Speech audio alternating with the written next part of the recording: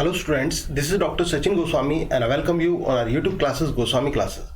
दोस्तों, अगर आप BA first year, second year या फाइनल ईयर के स्टूडेंट्स हैं और आपको ये समझ नहीं आ रहा कि एग्ज़ाम में आंसर कैसे दें, बात हम आज करने वाले हैं शॉर्ट आंसर्स टाइप क्वेश्चंस की और लॉन्ग आंसर टाइप क्वेश्चंस की, और इसके अलावा MCQs जो कि फाइनल ईयर में पूछे जाते हैं उनकी भी बात हम करेंगे। लेकिन सबसे पहले हम बात करेंगे शॉर्ट और लॉन्ग क्वेश्चंस के आंसर कैसे दें, क्योंकि क्या होता है, बच्चे क्या करते हैं, वो गाइड में से पढ़कर चले गए, वो मॉडल पेपर्स में से पढ़कर चले गए और वो वैसा का वैसा ही एग्जाम में लिख आते हैं।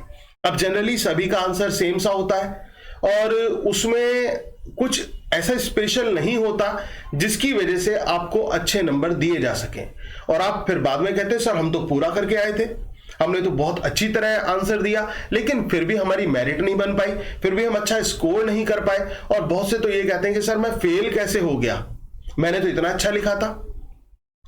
तो ये मैं आपको डरा नहीं रहा हूं, लेकिन आपको मैं आगे के लिए अलर्ट कर रहा हूं कि ताकि आपका एग्जाम भी अच्छा जाए, क्योंकि एग्जाम आने वाले हैं, एग्जाम भी अच्छा जाए और आप स्कोर भी अच्छा कर पाए।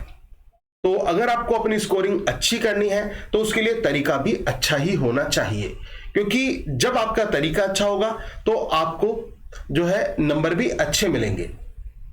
अब सफलता अटक कहां जाती है दोस्तों? सफलता अटक जाती है हमारे जो एक करने का तरीका होता है, वे ऑफ डूइंग पर आकर सफलता अटक जाती है, क्योंकि उसमें कुछ ना कुछ कमी हो जाती है। फॉर एग्जाम्पल, एक इंसान से किसी ने पूछा, भाई ये समृद्धि क्या होती है, समृद्धि कैसे आ सकती है, यानी कि प्रॉस्पेरिटी की हम बात कर रहे हैं, समृद्धि की बात कर रहे हैं, प्रॉस्पेरिटी एक अच्छा जीवन, एक समृद्धता वाला जीवन कैसे आ सकता है। अब किसी से पूछा जाता, आपसे पूछ ले है, कोई पूछता है कि समृद्धि की परिभाषा दीजिए, तो आप बहुत कुछ लिख सकते हैं, बहुत कुछ बता सकते हैं समृद्धि के बारे में कि ये होना चाहिए, वो होना चाहिए, ऐसा होना चाहिए, वैसा होना चाहिए। लेकिन जिस व्यक्ति की मैं बात कर रहा हूं कि जिसने वो आंसर दिया, उसने केवल ये कहा कि समृद्ध विचार, जो समृद्ध विचार हैं उससे ही समृद्धि आ सकती है, समृद्ध विचारों से समृद्धि आ सकती है। यानी कि अगर आपको समृद्धि लानी है, आपको प्रॉस्पेरिटी लानी है, यानी कि एक अच्छे लेवल की जिंदगी लानी है, आपको एक सक्सेस लानी है, आपको एक हाई पीक पर जाना है, तो उसके लिए आपके विचार हाई पीक वाले होने चाहिए, उसके लिए विचार में भी प्रॉस्पेरिटी होनी चाहिए। अगर विचार ही छोटे हैं तो शायद फिर वो समृद्धि ना आ पाए। तो विचारों को बढ़ाइए, उनका लेवल ऊंचा कीजिए, क्योंकि जैसा सोचोगे ना वैसा ही करोगे। ये फैक्ट है, जैसा आप सोचोगे वैसा ही करोगे।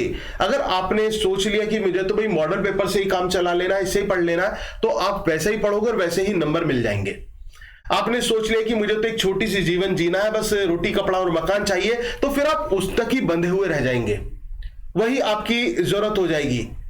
अब आप सोच रहे होंगे कि सर यही तो बेसिक रिक्वायरमेंट्स होती हैं, अगर एक व्यक्ति बस केवल रोटी कपड़ा और मकान के लिए सोचे तो अच्छी बात है, ये तो एक बेसिक लाइफ, एक साधु वाली जिंदगी वो जी रहा। फिर मैं कहता हूं फिर आप साधु ही बन जाइए। अगर आपको साधु वाली जिंदगी जीनी है तो साधु ही क्यों ना बन जाइए। फिर तो आप सब कुछ छोड़िए, अपना एक लोटा सा उठाइए और निकल पड़िए। लेकिन बात आती है परिवार को देखने की, बात आती है उसको आगे बढ़ाने की, तो फिर आपको कुछ ना कुछ करना होगा। आपको वो समृद्धि वाले विचार आपको समृद्धता की तरफ लेकर जाएंगे, क्योंकि इंसान अपने बारे में नहीं सोचता। क्योंकि अगर जो वो अपने बारे में सोचे ना, तो फिर तो वो सोचेगा भाई मुझे तो रोटी कपड़ा मकान बेसिक नीड्स है, वो तो मैं कैसे भी कर लूंगा, वो तो मैं कैसे भी कर लूंगा। लेकिन बात होती है जो हमारे साथ जो लिंक्ड पीपल होते हैं, जो जुड़े हुए होते हैं, हमारे साथ एसोसिएटेड हैं, उनकी बात आ जाती है, हमारे साथ अटैच है, हमारी फैमिली है, उनकी बात आ जाती है। तो उनके लिए तो आपको करना होगा ना, और उनके लिए अगर जो आपको कुछ करना है तो सबसे पहली चीज मैं आपसे कहूंगा, अपने विचारों को समृद्ध बनाइए। बड़ा सोचिए, बड़ा कर पाएंगे, छोटा सोचोगे छोटा कर पाओगे। तब आपको डिसाइड करना है कि आपको सोचना कैसा है। तो सबसे पहली चीज मेरी यही होगी कि आप अपनी जो सोच है, अपनी जो थिंकिंग है, उसका लेवल हाई कीजिए, अपना मोरल उसको आप डेवलप कीजिए, अपनी थिंकिंग को डेवलप कीजिए। ये सारी चीजें आप डेवलप कर लेंगे तो आपको सफलता भी मिलेगी, क्योंकि जिस तरह से सोचेंगे उसी तरह से आप प्रयत्न करेंगे, उसी तरह से आगे बढ़ेंगे। तो बात हम फिर वही करते हैं कि तैयारी कैसे करें। दोस्तों सबसे पहले हम बात करते हैं शॉर्ट आंसर्स जो आप देते हैं, शॉर्ट टाइप क्वेश्चंस जो आपके आते हैं, ठीक है ना, शॉर्ट क्वेश्चंस, तो उनके आंसर्स कैसे दें। कोई भी शॉर्ट क्वेश्चन आया, सबसे पहले राइटर बेस्ड क्वेश्चन आ जाता है, ठीक है ना। मानो राइटर बेस्ड क्वेश्चन है, आपको शेक्सपियर के ऊपर क्वेश्चन आ गया कि शेक्सपियर एज अ सोनेटर, ठीक है ना, शेक्सपियर एक सोनेटर के रूप में आप इसको ब्रीफ में बताइए, शेक्सपियर है सोनेटर के रूप में। तो सबसे पहले तो आप ये डिफाइन करेंगे शेक्सपियर के बारे में, ठीक है ना, शेक्सपियर की जो पोएटिक आर्ट है, जो टेक्निक ऑफ राइटिंग है, उसके बारे में बताएंगे। फिर उस स्पेसिफिक जो टॉपिक पूछा गया सोनेट, उसको ब्रीफ में आप बताएंगे और उसको एलैबोरेट कैसे करेंगे। उसको एलैबोरेट करने का तरीका यह है कि कोई भी जो इंपॉर्टेंट सोनेट है शेक्सपियर की, उसकी जो स्पेसिफिक लाइंस हैं, पोएम की लाइंस, वो वहां पर एज एन एग्जाम्पल वहां पर सेट कीजिए, वहां पर एग्जाम्पल के रूप में उसे दीजिए। और जो आपके जो पॉइंट्स हैं, जो अच्छे पॉइंट्स हैं, जिसमें आपको लगता है कि आपने एक स्पेसिफिक चीज को बताया है रिलेटेड टू द क्वेश्चन, उसको अंडरलाइन कीजिए और कभी भी हाइलाइटर का प्रयोग ना करें। एग्जाम में बहुत से बच्चे गड़बड़ कर देते हैं। क्या गलती करते हैं? वो हाइलाइटर यूज कर देते हैं, हाइलाइटर यूज करते हैं। और हाइलाइटर का यूज मैं कहूंगा कि एग्जाम में आप बिल्कुल अवॉइड करें। नोट्स बनाने के लिए हाइलाइटर का यूज किया जाता है, ना कि एग्जाम में हाइलाइटर का यूज किया जाता है। वहां पर प्रॉब्लम क्या आती है? सबसे पहली चीज तो हाइलाइटर करना ही नहीं चाहिए एग्जाम में यूज। दूसरी चीज ये भी दिक्कत आती है, जो आपका पीछे वाला पेज होता है ना, क्योंकि जो एग्जाम कॉपी होती है इतनी बढ़िया तो होती नहीं है, आपको भी पता है हकीकत, तो उसमें पीछे की तरफ वो चीज उभरने लगती है और पीछे जो आप लिखते हैं फिर वो डल हो जाता है और वहां पर आप माइनस में चले जाते हैं। तो हमेशा जो एक पॉइंटेड पेन आता है, ब्लैक पेन जो आता है, जिसको आप सर्किल करने के लिए यूज करते हैं अपने कॉम्पिटिटिव एग्जाम्स में भी, उसको आप यूज कीजिए और उससे अंडरलाइन कीजिए जो टॉपिक आपने दिया है। और जहां पर बात आ जाए कि क्रिटिकल कमेंट, अब ये क्वेश्चन में आपको बताऊंगा कि वो जो शॉर्ट क्वेश्चन का आप आंसर दे रहे हैं ना, उस शॉर्ट क्वेश्चन में एटलीस्ट एक तो पोएटिक लाइंस का कमेंट हो, ठीक है ना, पोएट्री से रिलेटेड क्वेश्चन है, राइटर से रिलेटेड क्वेश्चन है, तो उसके एग्जांपल सेट करें, उसको पोएट्री का एग्जांपल जरूर दें वहां पर, उसकी कोई लाइंस का जो उससे रिलेट करता हो क्वेश्चन। और इसके अलावा जो क्रिटिक्स हैं, जो आलोचक हैं, उनकी ओपिनियन उस बारे में क्या है, as a Shakespeare, as a sonneteer उन्होंने क्या कहा है, तो किसी एक क्रिटिक की राय उसमें लिख दें। जब आपका ये डबल धमाका होगा ना, एक तरफ तो आपने पोएम की लाइंस डाल दी, वो भी ब्लैक पेन से, अंडरलाइन नहीं करना लाइंस को तो ब्लैक पेन से लिखना है, और दूसरा क्रिटिकल कमेंट जो आपने डाला है उसमें ऐड किया है वो, और इसके अलावा जो आपने मेन बात बताई है उसको अंडरलाइन कर दिया, तो सोचिए आपने कितना एक यूनिक आंसर आपने दे दिया, क्योंकि उसमें आपने हाईलाइटेड चीजें, उसमें आपने स्पेसिफिक आंसर दिया है, बहुत अच्छा आंसर आपने दिया है। ऐसे ही शॉर्ट क्वेश्चंस के आंसर देने हैं अगर राइटर टाइप आए। अब बात कर लेते हैं हम पोएम्स के बेस पर क्वेश्चन आ जाता है। फॉर एग्जांपल आपका क्वेश्चन आ गया कि right the theme of the poem valediction forbidding mourning, ठीक है ना, वैलिडिक्शन फॉरबिडिंग मॉर्निंग की थीम आपको लिखनी है कि इसकी थीम क्या है। आपका क्वेश्चन आ गया right the theme of the poem the word is too much with us, the word is too much with us की थीम आपको लिखनी है। चाहे आप वैलिडिक्शन फॉरवर्डिंग की बात करें, चाहे word is too much with us जो है वर्ड्सवर्थ की उसकी पोएम की बात करें, तो इनकी थीम आपको देखनी है कि क्या थीम है, ठीक है ना, क्या थीम है इसकी, तो उस थीम को आपको लिखना है। लेकिन उस थीम को लिखने से पहले, for example word is too much with us है, उसमें पोएट क्या कहता है, वो ये कहता है getting and spending we lay waste our powers and we see little in nature that is ours, कि हम लोग जो हैं, जो भौतिकवादी लोग हैं, ठीक है ना, इसमें लोगों की जो सोच है, the materialistic people, the materialistic life of the people, ठीक है ना, उसको रिप्रेजेंट किया गया है कि उनका एक लाइफ को जीने का तरीका क्या है। वो प्रकृति की तरफ बहुत कम ध्यान देते हैं, केवल उनका काम क्या होता है, they lead towards the materialistic pursuits, leading towards the materialistic pursuit is the major theme and running from the nature, प्रकृति से दूर भागना, run away from the nature, तो वो इसकी थीम बन जाती है इस पोएम की। तो थीम को आप हाईलाइट कर देंगे, ठीक है ना, क्योंकि उसमें कहा गया getting and spending we lay waste our powers and we see little in nature that is ours, कि हम लोग कमाने और खर्च करने में लगे रहते हैं और प्रकृति में जो हमारी है उसके लिए तो हमारे पास समय ही नहीं है। उसके लिए हम समय नहीं दे पाते, यही तो होता है। तो ये बात उसमें कही गई, तो ये आप मेंशन करेंगे। इसके साथ साथ जो आपने थीम लिखी है, उस थीम से जो लिंक्ड लाइन है, जिसका मैंने अभी एग्जांपल आपको दिया, वो एग्जाम्पलरी लाइंस आपको देखो याद करनी पड़ेंगी, बिना कुछ किए नहीं हो सकता। आप सोचें कि बिना प्रयत्न किए आपको घर बैठे कोई खाना खिलाता रहे हमेशा, इम्पॉसिबल। तो मेहनत करें आप अच्छी तरह, और मेहनत करोगे तो परिणाम भी अच्छा होगा। तो लाइंस आप बाय हार्ट याद करें। याद कैसे होंगी? याद लाइंस तभी हो सकती हैं जब आप इस लिटरेचर से दिल से जुड़ेंगे। मैं बार बार यही आपसे कहता हूं कि आप जब भी लिटरेचर पढ़ें तो आप मन से पढ़ें, उसको एक टारगेट लेकर, उसको ऐसे लेकर कि मुझे एक टारगेट है, बस उसको लेकर अचीव करना है, नहीं, टारगेट नहीं, आप उसको दिल से पढ़ेंगे तो वो आपके जो आपका एम है, आपका जो गोल है, उसमें भी हेल्प होगी, और वो चीज आप हमेशा के लिए मेमोराइज कर पाएंगे, कभी फिर आपके माइंड से वो चीज हटेगी नहीं। तो वैसे आपको याद करनी है लाइंस। तो लाइंस तैयार करनी है आपको, पोएम की लाइंस आप तैयार करेंगे, वहां भी उन लाइंस को लिखेंगे।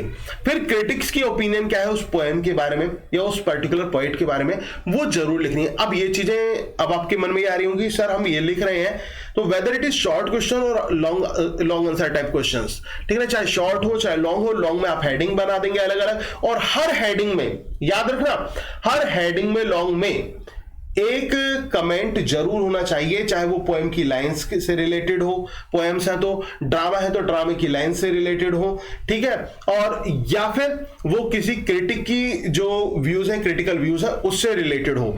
हर हेडिंग में लाइन लॉन्ग में होनी चाहिए। शॉर्ट में जब भी आप पैसेज चेंज कर रहे हैं, जब भी आप पैराग्राफ चेंज कर रहे हैं आंसर का, ठीक है ना, आप शॉर्ट को 2 पैराग्राफ में आप कंप्लीट कर देते हो, तो दोनों में आपके अलग अलग एटलीस्ट 4 कमेंट्स होने चाहिए, तब आप एक यूनिक आंसर दे रहे होंगे और एक इंप्रेशन क्रिएट कर रहे होंगे, ठीक है ना। जो आपका एग्जामिनर है उसके ऊपर एक इंप्रेशन क्रिएट करेंगे, जब आपकी कॉपी चेक की जाएगी तो अलग इंप्रेशन क्रिएट होगा और आप भीड़ से अलग दिखाई पड़ेंगे, चोजन सीट्स के रूप में आप दिखाई पड़ेंगे। तो अब आपको डिसाइड करना है कि आपको करना कैसे है। तो दोस्तों, जैसा तरीका मैंने आपको बताया, जरूरी नहीं कि आप किसी पर्टिकुलर कोचिंग के नोट्स परचेज करें या कहीं से नोट्स परचेज करें, ठीक है। मेन है कि आप नोट्स अच्छे तैयार करें, अच्छी मेहनत से तैयार करें। तरीका क्या? जो मैंने आपको बताया। वेरी शॉर्ट्स तो भाई क्वेश्चंस सारे ही आपको पोएम्स के जैसे पोएम के क्वेश्चंस हैं, वेरी शॉर्ट तो पोएम की थीम से रिलेटेड, उसके जो उसमें बीच बीच में लाइंस आई हैं, फ्रेजेस यूज किए गए हैं, उनसे रिलेटेड क्वेश्चंस सारे बनते हैं। उसकी पब्लिकेशन डेट क्या है, वो सारे आपके क्वेश्चंस वहां पे बनते हैं, वो तो आपको तैयार करने ही है। इसके अलावा शॉर्ट में बात करें तो शॉर्ट में मैंने आपको बताया कि किस तरह से शॉर्ट आंसर आप देंगे, कैसे आप उसमें क्रिटिकल कमेंट्स यूज करेंगे।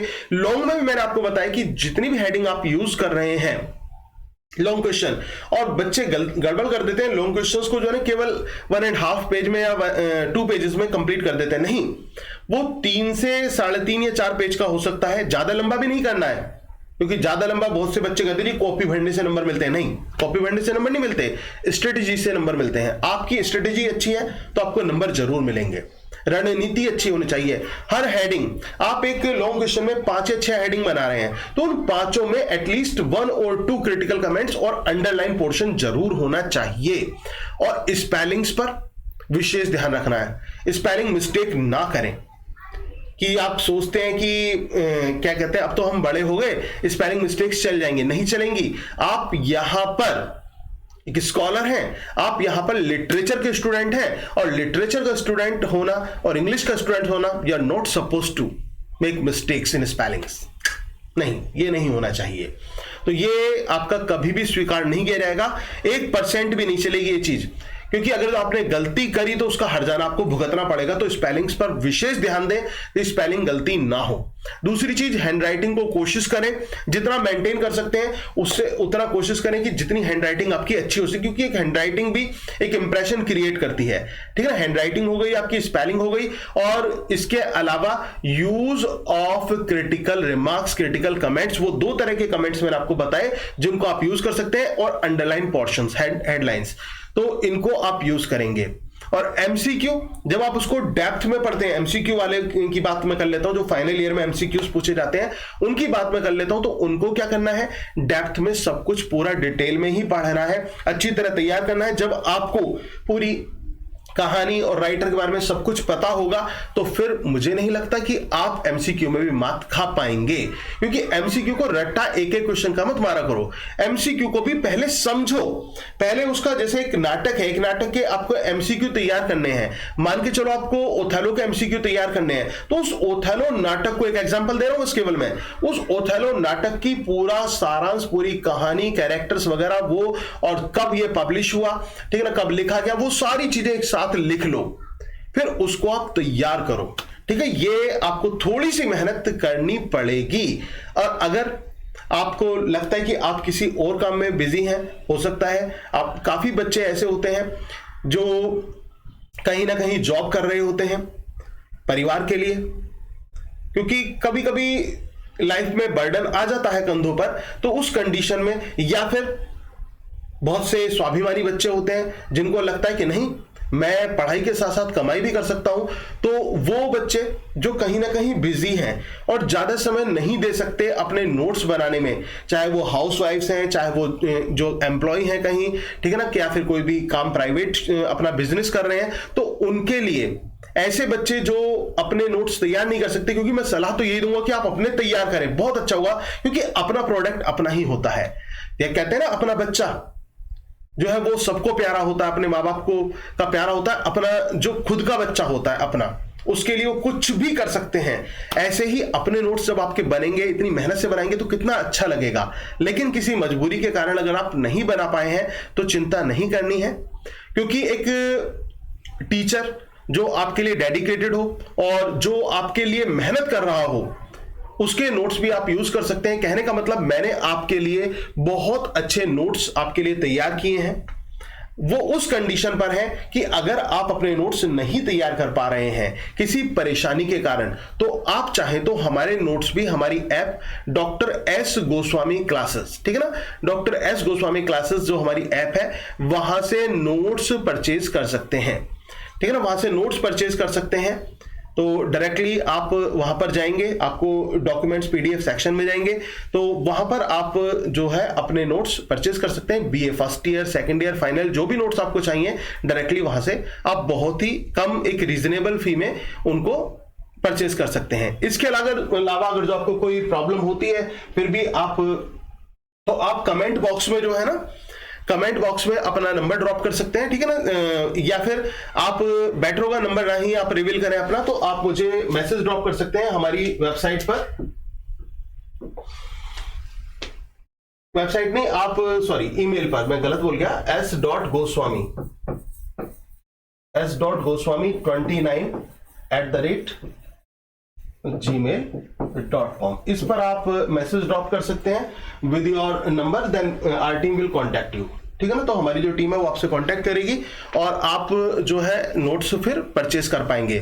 तो जिनको भी नोट्स चाहिए, डायरेक्ट अगर जो ऐप से प्रॉब्लम आ रही है परचेज करने में, आप नहीं समझ पा रहे कि कैसे उसको डाउनलोड करें, कैसे परचेज करें, तो आप you can just send a message on our email s.goswami29@gmail.com। तो दोस्तों, आज के लिए हम इतना ही रखेंगे। आई होप कि आपको समझ में आया होगा जो मैंने आपको तरीका बताया, और ये आपके समृद्ध विचार और समृद्ध भविष्य बनाने में जो है जरूर एक हेल्पफुल सोर्स बनेगा। तो thank you very much, yours doctor Sachin Goswami.